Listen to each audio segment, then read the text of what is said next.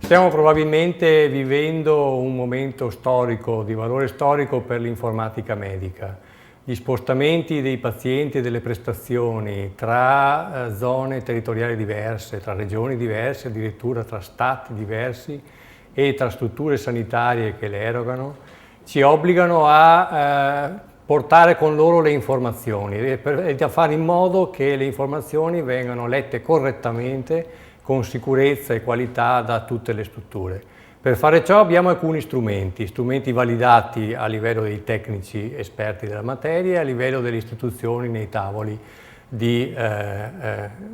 tavoli tecnici.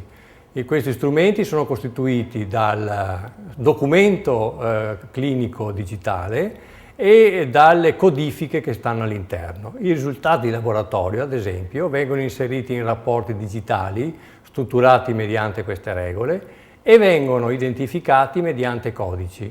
I codici possono essere letti da qualsiasi sistema e quindi compresi e quindi trasferiti all'interno dei sistemi informatici dei medici. Questo evita la ripetizione di esami di laboratorio, evita errori nella loro interpretazione e consente di utilizzare le strutture sanitarie in maniera efficiente ed efficace.